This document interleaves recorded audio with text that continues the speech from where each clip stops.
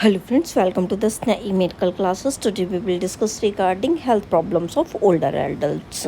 Older adults मतलब जिनकी as हो चुकी होती है, ठीक, जो पर्सन जीजियाट्रिक है उनके अंदर क्या हेल्थ प्रॉब्लम्स कॉमनली देखने के लिए मिल सकती हैं ओल्ड पीपल्स के अंदर।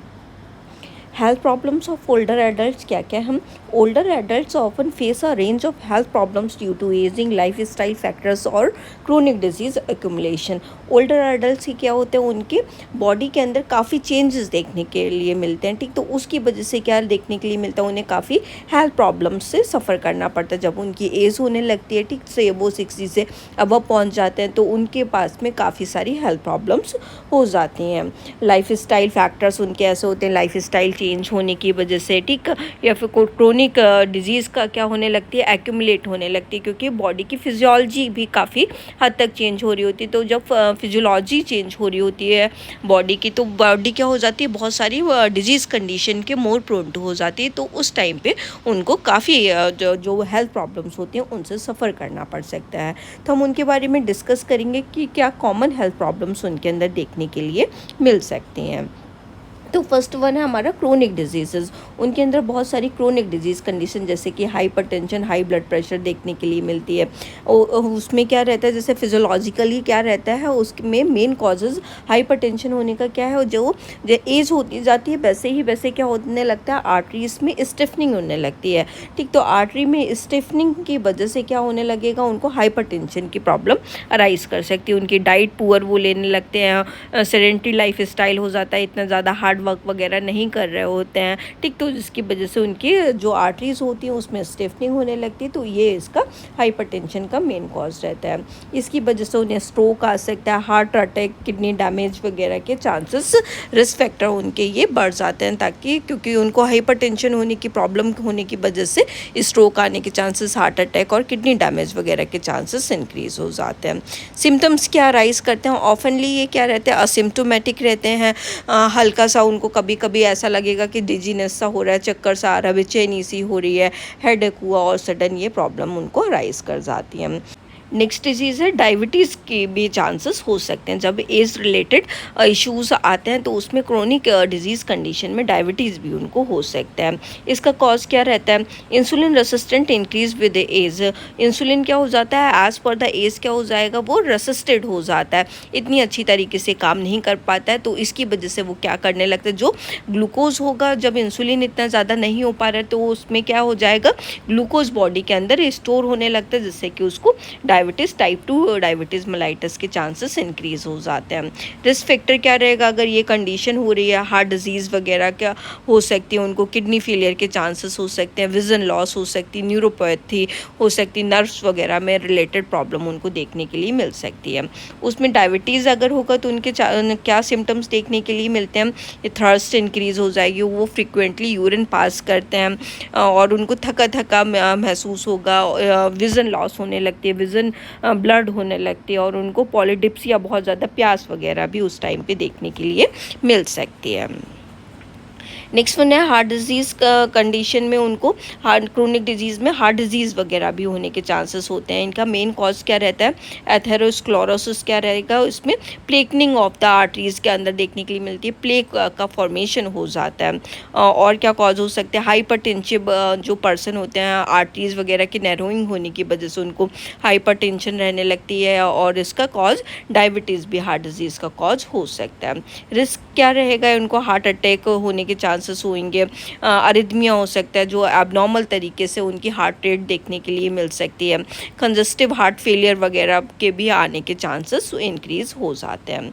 सिम्टम्स इसमें क्या राइज करेंगे, उनको चेस्ट पेन देखने के लिए मिल सकता है, शॉर्टनेस ऑफ ब्रीथ देखने के लिए मिलेगी, ब्रीदिंग डिफ़िकल्टी उनको होगी और बहुत ज़्यादा थका थका फील करेंगे। तो ऐसे हम अज्यूम कर सकते हैं कि इनको हार्ट डिजीज़ कंडीशन वगैरह हो सकती है, ठीक, तो उनको अर्ली टू अर्ली डायग्नोज कराना है और उसका मैनेजमेंट कराना है। नेक्स्ट कंडीशन आर्थराइटिस होने के चांसेस भी इंक्रीज़ कर जाते हैं, क्योंकि उसमें क्या रहता है, और बॉडी के ऊपर इनका इम्यून सिस्टम अच्छी तरीके से काम नहीं कर पाता, तो जो बॉडी की खुद की सेल्स होती हैं और जो वो इम्यून सिस्टम उनके ऊपर अटैक कर देता है, जिसमें उनके बोन के ऊपर अगर अटैक करता है तो उसमें ऑस्टियोआर्थराइटिस वगैरह, बियर और टियर ऑफ द जॉइंट्स देखने के लिए मिलता है, जॉइंट्स के अंदर इन्फ्लेमेशन देखने के लिए मिलता है। ये मेनली ऑटो इम्यून कंडीशन की वजह से अगर देखने के लिए मिलेगा, ठीक, जैसे कि खुद की बॉडी की सेल्स ने खुद के ऊपर ही अटैक कर दिया, तो उसमें रूमेटॉइड आर्थराइटिस देखने के लिए मिलता है। ये पूरे जॉइंट को इन्फ्लेम्ड कर देता है। रिस्क क्या रहेगा, रिड्यूस मोबिलिटी, उनका मोबाइल होना, इधर उधर चलना फिरना टहलना, डेली की एक्टिविटीज़ वगैरह कम हो जाती हैं और उनको बहुत ज़्यादा जॉइंट्स के अंदर पेन देखने के लिए मिलेगा। सिम्टम्स क्या रहेंगे, आर्थराइटिस अगर उनको हो रहा है, जॉइंट में स्टिफनिंग देखने के लिए मिलेगी, मूवमेंट उसका कम हो जाएगा, हार्डनिंग देखने के लिए मिलती है, स्वेलिंग देखने के लिए मिलेगी, और जो रेंज ऑफ मोशन वगैरह होना चाहिए, प्रॉपर मूवमेंट वगैरह होना चाहिए, वो कम हो जाता है। नेक्स्ट वन है कॉग्निटिव डिक्लाइन भी देखने के लिए मिलता है, मतलब जब एज रिलेटेड प्रॉब्लम आती हैं तो इसमें उन पर्सन को जो उनका कॉग्निशन लेवल होता है, सुनना, खाना पीना, सोचना किसी चीज़ के बारे में, ये सारे चीज़ों में प्रॉब्लम आती है। तो इसमें डिजीज़ कंडीशन क्या आ सकती हैं, डिमेंशिया उनको देखने के लिए मिलता है। उसमें जो एजिंग में कॉमनली क्या देखने के लिए मिलता है, अल्जाइमर्स देखने के लिए मिल सकता है। इसका मेन कॉज क्या रहता है, एबनॉर्मल ब्रेन चेंजेस, ब्रेन के अंदर एबनॉर्मली तरीके से चेंज देखने के लिए मिलते हैं, टैंगल्स पड़ जाते हैं, ठीक है। तो इसमें टैंगलिंग होने की वजह से, प्लेक्स वगैरह फॉर्मेशन होने की वजह से उन्हें अल्जाइमर डिजीज से सफ़र करना पड़ सकता है। सिम्टम्स इसमें क्या रहेंगे, मेमोरी लॉस हो सकती है, पर्सन कंफ्यूज रहेगा, उसको जो भी डेली लिविंग की एक्टिविटीज़ वगैरह, उसमें काफ़ी ज़्यादा जो भी टास्क वगैरह डेली लिविंग एक्टिविटीज़ वगैरह होती है उसमें बहुत ज़्यादा डिफ़िकल्टी होगी उनको करने में। पर्सनैलिटी के अंदर चेंज देखने के लिए मिलेगा, उनका जो गेट वगैरह होगा वो प्रॉपर नहीं होगा, एकदम से वो अपने आप में ही खोए रहते हैं, क्योंकि उन्हें चीज़ें कभी मतलब कम से कम ही समझ में आती हैं। माइल्ड कॉग्निटिव इम्पेयरमेंट अगर हो रहा है, हो भी सकता है, ठीक है। तो उसमें क्या रहेगा, उनके अंदर नोटिसेबल मेमोरी चेंज देखने के लिए मिलते हैं, लेकिन इतना ज़्यादा इम्पैक्ट देखने के लिए नहीं मिलता है, ठीक। तो इसका ये जो नोटिसेबल मेमोरी चेंज मतलब लाइक उन्हें जो चीज़ें याद रहनी चाहिए थी वही चीज़ भूल जाते हैं, लेकिन ये चीज़ें क्या करेंगे, जो डेली की लाइफ पे इतना सीवियरली इम्पैक्ट नहीं करती हैं। रिस्क क्या रहेगा, इनको पॉसिबली चांसेस हो जाते हैं, अगर उनको माइल्ड कॉग्निटिव इम्पेयरमेंट हो रहा है तो उनको पॉसिबली चांस हो सकते हैं कि उनको डिमेंशिया इस टाइम पे देखने के लिए मिल सकता है। नेक्स्ट वन है मेंटल हेल्थ डिसऑर्डर, उनको हो सकते हैं जैसे कि डिप्रेशन हो गया, अकेलापन वो फील करते हैं, इसकी वजह से उनको डिप्रेशन हो जाता है, आइसोलेट हो जाते हैं एजिंग में। जैसे एक पार्टनर की सपोज कोई भी लॉस हो गया, ठीक, तो एक पार्टनर क्या हो जाता है, बहुत आइसोलेट अपने आप को कर लेता है, और आइसोलेशन होने की वजह से वो डिप्रेशन में जाने के चांसेस इंक्रीज़ हो जाते हैं। क्रोनिक इलनेस से सफ़र हो रहे हैं, ठीक, तो वो ये डिप्रेस्ड रहने लगते हैं, या कोई मेडिकेशंस वगैरह ले रहे हैं तो उसके साइड इफ़ेक्ट की वजह से भी ऐसा हो सकता है। सिम्टम्स क्या करेंगे, वो सैड रहेंगे, स्लीप चेंजेस देखने के लिए मिलती है, बॉडी के अंदर एनर्जी वगैरह कम हो जाती है, और जो भी एक्टिविटीज़ वगैरह होती है उनसे वो, जैसे कोई भी सोशल एक्टिविटी वगैरह लोगों के साथ में बैठना, उससे वो अपने आप को निकाल लेते हैं, उससे वो अपने आप को विड्रॉ कर लेते हैं। नेक्स्ट एंजाइटी भी देखने के लिए मिल सकती है। इसका क्या कॉज होता है, उन्हें उसका कोई भी इल ना हो जाए उसका एक फियर रहता है, ठीक है, डेथ का फियर रहता है, क्योंकि उनकी एज बढ़ रही है। फाइनेंशियल चीज़ों की चिंता रहती है कि मेरा फाइनेंशियल खर्चा वगैरह कैसे कंप्लीट होगा, कौन उठाएगा, तो इसकी वजह से उनको एंजाइटी हो सकती है।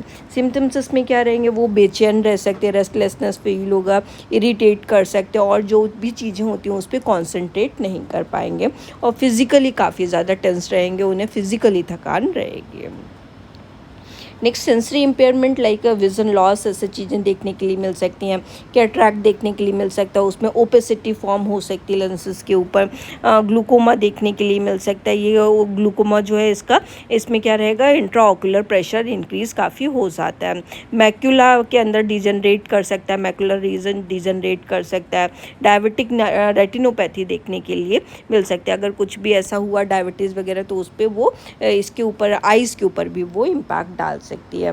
इम्पैक्ट क्या देखने के लिए मिलेगा, उनके ऊपर जो भी चीज़ें अपनी खुद से कर रहे होंगे वो इंडिपेंडेंट नहीं रह पाते हैं, ठीक है, तो वो दूसरों के ऊपर इसकी वजह से डिपेंडेंट हो जाते हैं और इसमें उनको गिरने वगैरह के भी चांसेस इंक्रीज़ हो जाएंगे। हियरिंग लॉस हो सकती है इस एज में। Age related damage to inner ear structure, age में एजिंग में क्या रहता है, जैसे कभी उनको कोई प्रॉब्लम अराइज की तो इसके ऊपर ये एज रिलेटेड प्रॉब्लम में उनको डीफनेस वगैरह होने के चांसेस इंक्रीज़ हो जाते हैं, क्योंकि इनर ईयर स्ट्रक्चर में भी काफ़ी सिंक्रोनाइजेशन देखने के लिए मिलता है, डैमेज देखने के लिए मिलता है, तो उसकी वजह से इनर ईयर स्ट्रक्चर में डैमेज हो जाने की वजह से हियरिंग लॉस हो सकती है। इसका इम्पैक्ट क्या रहेगा, वो अपने आप को सोशली आइसोलेट कर सकते हैं, उन्हें लोगों से बात करने में, कम्युनिकेट करने में डिफ़िकल्टी होती है और उन्हें कॉग्निटिव डिक्लाइन भी उनको हो सकता है। जो भी एक्टिविटी वगैरह कर रहे थे, कोई चीज़ याद रखने की, किसी के बारे में बात करने की, चीज़ें करने की, डेली लिविंग टास्क वगैरह करने की, तो इन सारी चीज़ों में कॉग्निशन में उनको प्रॉब्लम आती है। नेक्स्ट मोबिलिटी एंड बैलेंसेस वो भी आ सकते हैं, लाइक उनको गिरने का चांसेस हो सकते हैं, क्योंकि वो पुअर बैलेंस वगैरह का मेंटेन नहीं हो पाता है, मसल्स उनकी वीक हो जाती है, मेडिकेशंस वगैरह पे होते हैं, विज़न प्रॉब्लम सारी होती है, तो इसकी वजह से उनको गिरने वगैरह का चांसेस हो जाता है। इम्पैक्ट क्या रह सकता है, अगर वो गिरे तो उनको फ्रैक्चर होने के चांसेस इंक्रीज़ हो जाएंगे, उनका फियर हो जाएगा उनको कि कहीं हम गिर ना जाए, तो उसकी वजह से उनको जैसे कहीं गिर विर गए, ठीक, तो उनको हॉस्पिटलाइजेशन कराना पड़ जाता है। ऑस्टियोपोरोसिस उनको हो सकता है, लाइक अगर उनको कोई भी बोन डेंसिटी वगैरह के जो इसमें क्या होता है, bone density as per the age उनकी डिक्रीज़ होती जाती, तो उसकी वजह से बोन डेंसिटी डिक्रीज़ हो जाने की वजह से बोन्स के अंदर ब्रिकलिंग देखने के लिए मिलती, तो उनको ऑस्टियोपोरोसिस हो सकता है। और स्पेशली ये चांसेस किसके अंदर रहते हैं, जो पोस्ट मेनोपॉजल वुमेन्स होती, तो इनमें जो प्रोजेस्टेरॉन होता है उसकी वजह से क्या हो जाता है, एस्ट्रोजन प्रोजेस्टेरॉन लीकिंग हो जाने की वजह से उनको ये चांसेस रहते हैं। इम्पैक्ट इसका क्या रहेगा, बोन बहुत ज़्यादा फ्रजाइल हो जाती है, ईजिली तरीके से ये ब्रेक हो सकती है और जिसकी वजह से उनको जो फ्रैक्चर होने के रिस्क होते हैं बहुत ज़्यादा इंक्रीज़ हो जाता है। Next mall nutrition and dehydration के चांसेस भी इंक्रीज़ हो जाते हैं। इसका कॉज क्या होता है, वो ज़्यादा खाना वगैरह उनको भूख नहीं लगती, तो उनकी एपेटाइट कम हो जाने की वजह से उनको न्यूट्रिशन प्रॉपर नहीं मिलता है। डेंटल प्रॉब्लम्स हो सकती है, डिप्रेस हो सकते हैं, उनको कोई चीज़ को निगलने वगैरह में डिफ़िकल्टी हो सकती है। सिम्टम्स इसके क्या रहेंगे, ये सारा, क्योंकि उन्हें ये सारी प्रॉब्लम्स आ रही होती है जिसकी वजह से वो माल नरिशमेंट उनको देखने के लिए मिलता है, ठीक, तो उनको सिम्टम्स क्या रहेंगे, अगर उनको माल न्यूट्रिशन या डिहाइड्रेशन देखने के लिए मिल रहा है, तो उनका वेट लॉस होगा, बहुत थका थका फील करेंगे, उनकी इम्यूनिटी लेवल वीक हो जाएगी, क्योंकि वो सही तरीके से डाइट वगैरह नहीं ले रहे हैं। अगर उनको कोई भी वूंड वगैरह हो गया, कोई चोट वगैरह, इंजरी वगैरह हो गई, तो वो डिलेड उसमें देखने के लिए मिलेगा, उसकी हीलिंग प्रॉपर वे में नहीं हो पाएगी, पुअरली देखने के लिए मिलेगी। नेक्स्ट यूरिनरी प्रॉब्लम्स भी अराइज कर सकती हैं, जैसे कि यूरिनरी इनकॉन्टिनेंस देखने के लिए मिल सकता है, क्योंकि इसमें जो ब्लैडर होल्डिंग कैपेसिटी होती है वो उसकी टोनिसिटी इंक्रीज़ हो जाती है। टोनिसिटी बहुत ज़्यादा लूजन हो जाने की वजह से जो ब्लैडर की मसल होती है वो वीक हो जाती है, इसकी वजह से ब्लैडर होल्ड नहीं हो पाता है। प्रोस्टेट इशूज़ हो सकते हैं, ठीक है, उसकी वजह से भी यूरिनरी इनकॉन्टिनेंस हो सकता है। कोई नर्व वगैरह यूरिनरी ब्लैडर के जो डैमेज हो जाने की वजह से भी ये यूरिनरी इनकॉन्टिनेंस हो सकता है। इसके टाइप्स क्या रह सकते हैं, अर्ज इनकॉन्टिनेंस देखने के लिए मिल सकता है, स्ट्रेस वाला हो सकता है, ओवरफ्लो हो गया, ठीक है, या फंक्शनल भी ये देखने के लिए डिफरेंट तरीके का यूरिनरी इनकॉन्टिनेंस देखने के लिए मिल सकता है। नेक्स्ट यूरिनरी ट्रैक्ट के अंदर इन्फेक्शन देखने के लिए मिल सकते हैं। ये जो इसके यूरिनरी इनकॉन्टिनेंस के टाइप है, ये यूरिनरी इनकॉन्टिनेंस में ऑलरेडी डिस्कस किए गए हैं, तो उसको अगर हमें पढ़ना है डिटेल में तो हम उसको देख सकते हैं। नेक्स्ट उनको यूरिनरी ट्रैक्ट इन्फेक्शन वगैरह हो सकते हैं, ठीक है, क्योंकि इसमें जो यूरेथ्रा होती है, ठीक है, उससे ड्रिपलिंग होती रहती है, ठीक, तो इसकी वजह से जो इन्फेक्शन होता है यूरिनरी ट्रैक्ट इन्फेक्शन, तो उसके चांसेस इंक्रीज़ हो जाते हैं। इसमें सिम्टम्स क्या रहेंगे, वो बहुत ज़्यादा कंफ्यूज हो सकते हैं। They are often the first sign in older adult, ये फर्स्ट साइन देखने के लिए मिलता है जो ओल्डर एडल्ट होते हैं, ठीक, तो अगर वो कंफ्यूज वगैरह रह रहे हैं तो हो सकता है कि उनको यूरिनरी ट्रैक्ट इन्फेक्शन हो सकता है। पेन होगा, जब वो यूरिन को पास करेंगे तो उसमें पेन देखने के लिए मिलेगा, और इन्फेक्शन का मेन साइन फीवर रहता है, तो उसको इसकी इन्फेक्शन होने की वजह से उनको फीवर भी आ सकता है। स्लीप डिसऑर्डर लाइक इंसोम्निया वगैरह देखने के लिए मिल सकते हैं। इसके कॉजेज़ क्या हो सकते हैं? मेडिकेशन अगर कोई वो ले रहे हैं, स्ट्रेस बहुत ज़्यादा ले रहे हैं, क्रोनिक पेन से सफ़र कर रहे हैं, या स्लीप डिस्टर्बेंस वगैरह हो रखा है, तो उसकी वजह से वो इंसोम्निक हो सकते हैं। तो इसका इम्पैक्ट क्या रहेगा उनको डे टाइम पे, जब वो कोई भी एक्टिविटी वगैरह कर रहे हैं तो उनको बहुत थका थका फील होगा, मेमोरी की प्रॉब्लम्स, उन्हें कोई भी चीज़ याद वगैरह करने में प्रॉब्लम हो सकती है, और उनका मूड डिस्टर्ब हो सकता है। ठीक, तो कोई भी चीज़ के लिए बहुत इरिटेटेड, एजिटेटेड वो ये फील कर सकते हैं, गुस्सा आ सकता है ईजिली तरीके से उनको।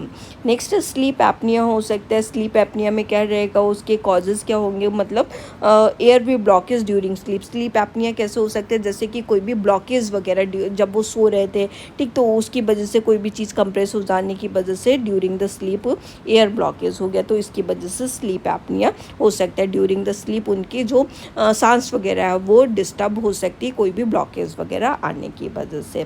सिम्टम्स क्या रहेंगे, उनको स्नोरिंग हो सकती है, जो गैस्पिंग हो सकता है ईजिली तरीके से, डे टाइम पे स्लीपीनेस फील कर सकते हैं क्योंकि उनको रात में उनकी नींद कंप्लीट नहीं हुई है, और उनका ब्लड प्रेशर वगैरह भी हाई रह सकता है।